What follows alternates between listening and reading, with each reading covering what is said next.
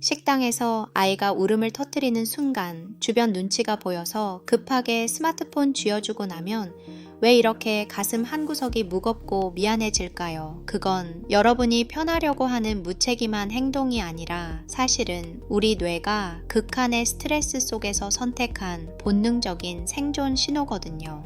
안녕하세요. 몸소 교육입니다. 오늘은 영유아 미디어 과이존이 아이의 뇌와 정서에 미치는 진짜 영향과 함께 여러분의 죄책감을 과학적으로 씻어줄 해결책을 전해드릴게요.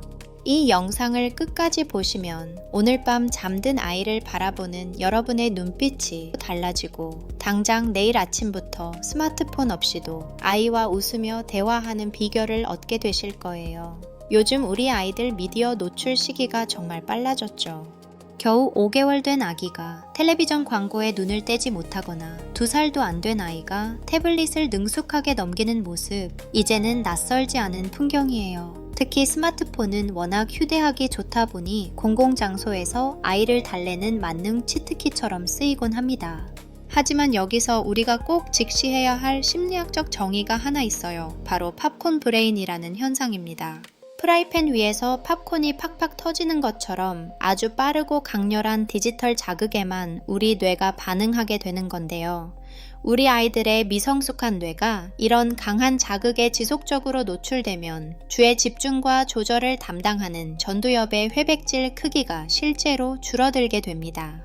한창 자라나야 할 전두엽이 미디어라는 자극에 절여지면서 제 기능을 못하게 되는 거죠. 이걸 우리 성인들의 일상에 비유해 볼까요?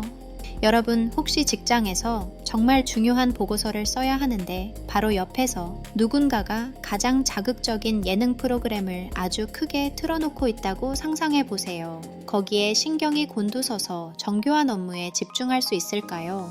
절대 불가능하죠. 우리 아이들의 뇌는 지금 딱 그런 상태예요. 세상에 느리고 약한 자극, 예를 들어 엄마가 읽어주는 동화책이나 친구와 함께 쌓는 블록놀이 같은 소중한 경험들이 아이 뇌 입장에서는 아무 맛도 안 나는 맹물처럼 느껴지게 되는 거예요. 창의력과 감성을 담당하는 우뇌의 발달은 멈추고 일방적인 정보만 받아들이는 뇌 구조로 바뀌어버리는 겁니다. 진짜 소름 돋는 건 지금부터예요. 단순히 집중력만의 문제가 아니라 우리 아이의 말문이 막히는 원인이 될 수도 있거든요. 언어는 기본적으로 주고받는 쌍방향 상호작용을 통해 발달합니다. 엄마의 눈맞춤, 아이의 온가리에 대한 아빠의 반응, 이런 것들이 모여서 어휘력이 되는 거거든요. 그런데 미디어는 철저하게 일방향입니다. 아이가 아무리 화면 속 캐릭터에게 말을 걸어도 돌아오는 반응은 똑같죠. 실제로 연구 결과를 보면 미디어 노출 시간이 길수록 아이의 수용 어휘력과 표현 어휘력이 눈에 띄게 낮아진다는 사실이 확인됐어요. 특히 텔레비전보다 스마트폰 노출이 언어 발달 지연에 더 치명적인 부정적 영향을 준다는 데이터가 우리를 더 긴장하게 만듭니다. 사실 제가 상담실에서 만나는 아이들 중에 눈맞춤이 어렵거나 유독 감정 조절이 안 돼서 힘들어하는 경우가 참 많거든요. 그런 아이들의 일상을 들여다보면 미디어 노출이 아주 깊숙이 자리 잡고 있는 경우가 대부분이에요. 생후 1년에서 2년 사이는 우리 아이와 부모님이 세상에서 가장 끈끈한 사랑의 끈을 만드는 애착 형성의 아주 결정적인 시기예요. 그런데 이 소중한 시간에 아이가 화면만 보고 있으면 부모님과 마음을 나눌 틈이 아예 사라져버리는 거죠. 엄마 아빠의 따뜻한 눈빛이나 다정한 목소리 대신에 기계음과 번쩍이는 화면이 그 자리를 대신하게 되면 아이는 타인의 감정을 읽는 법을 배울 기회를 놓치게 됩니다. 이게 반복되면 나중에 학교에 가서도 친구들 사이에서 눈치 없는 아이로 오해받거나 조금만 기분이 나빠도 불같이 화를 내는 아이로 자랄 위험이 커져요. 충동을 조절하는 뇌 부위가 제때 발달하지 못하면서 주의력 결핍, 과잉 행동장애, 즉 ADHD 증상으로 이어질 수도 있다는 게 정말 가슴 아픈 부분입니다. 근데 여기서 우리가 진짜 놓치고 있는 게 하나 있어요. 아이만 미디어를 끊는다고 해결될 문제가 아니라는 거예요. 진짜 중요한 건 지금부터 말씀드릴 부모님의 스마트폰 사용 습관입니다. 여러분 가끔 거울 보듯이 우리 아이의 행동을 한번 관찰해 보세요. 아이는 부모의 뒷모습을 보고 자란다는 말은 정말 과학적인 이야기거든요. 부모님이 스마트폰에 몰두하면서 자녀를 곁다리로 살피는 행위는 아이에게 정서적 소외감을 줍니다. 이걸 심리학에서는 모델링 효과라고 하는데요. 엄마 아빠가 틈만 나면 핸드폰을 들여다보는 모습을 보면서 아이는 스마트폰은 세상에서 가장 소중하고 재밌는 거구나 라고 아주 강력하게 학습하게 돼요. 저도 예전에 정말 바쁠 때 아이가 옆에서 말을 걸어도 핸드폰 화면에서 눈을 떼지 않고 응 그래 다 했어 하고 대충 대답했던 적이 있었거든요. 그때 제 아이가 제 옷소매를 당기면서 엄마는 핸드폰이랑 결혼했어 라고 말하는데 정말 머리를 한 대 맞은 기분이더라고요. 그때 깨달았습니다. 내가 아이와 같은 공간에 있다고 해서 함께 있는 게 아니었구나 라는 사실을요. 그럼 도대체 얼마나 보여줘야 적당한 걸까요? 이게 참 막막하시죠? 다행히 미국 소아과학회나 세계보건기구 같은 전 세계적인 기관들이 아주 명확하고 엄격한 기준을 세워뒀어요. 결론부터 말씀드리면 18개월 미만 연가들은 아예 안 보여주는 게 정답입니다. 오직 할머니 할아버지랑 하는 영상통화만 예외적으로 허용돼요. 왜 그럴까요? 영상통화는 화면 속 사람이 아이의 표정에 즉각 반응해주고 이름을 불러주는 실시간 상호작용이 일어나기 때문이에요. 뇌 입장에서는 이건 단순한 영상 시청이 아니라 살아있는 대화로 인식되는 능동적인 참여거든요. 하지만 그 외의 모든 일방적인 영상은 뇌 발달에 독이 될 수 있습니다. 만약 아이가 2세에서 5세 사이라면 하루에 딱 1시간 미만으로만 제한해 주세요.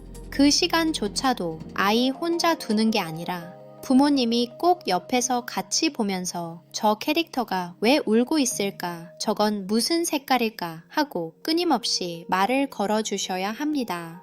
무엇을 보느냐보다 부모님과 어떤 대화를 나누느냐가 훨씬 더 중요하기 때문이죠.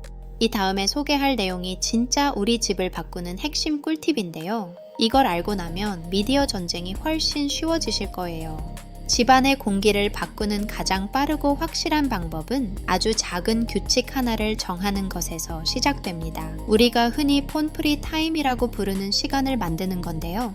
수유 시간이나 식사 시간, 그리고 아이와 눈을 맞추고 노는 시간만큼은 부모님도 스마트폰을 보이지 않는 곳에 치워두는 거예요. 이게 처음에는 정말 힘들거든요. 마치 중요한 연락을 놓칠 것 같고 손이 근질근질 하실 거예요. 그런데 이건 여러분의 의지가 약해서가 아니라 우리 뇌가 이미 디지털 자극에 익숙해져서 보내는 금단 현상일 뿐입니다. 여러분의 잘못이 아니니까 너무 자책하지 마세요. 물리적인 환경을 바꾸는 것도 정말 중요합니다. 컴퓨터나 태블릿 같은 기기는 가급적 거실 같은 공용 공간에 두시는 게 좋아요.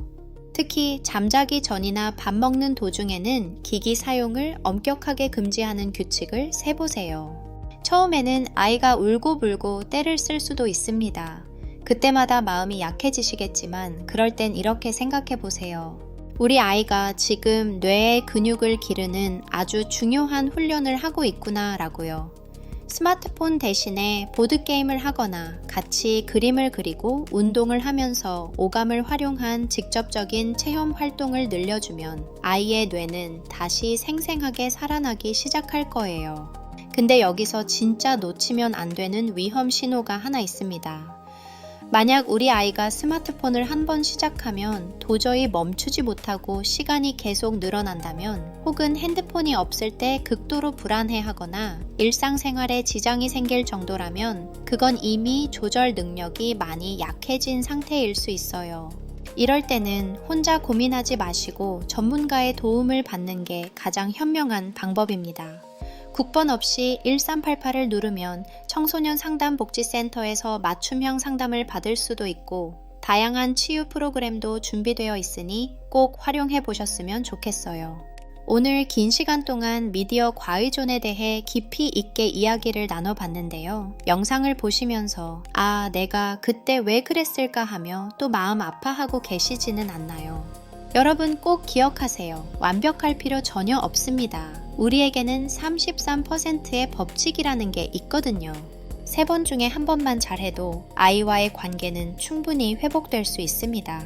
오늘 식당에서 스마트폰을 줬더라도 내일 아침에 아이 눈을 보며 3분만 다정하게 대화해주면 그걸로 충분해요.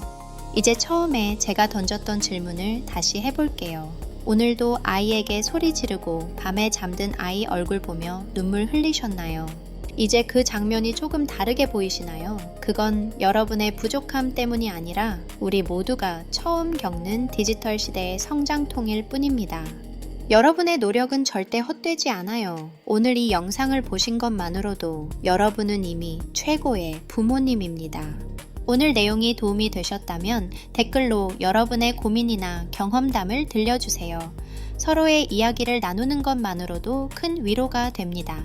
다음번에도 유익한 내용의 영상을 가지고 오겠습니다. 지금까지 몸소교육이었습니다. 감사합니다.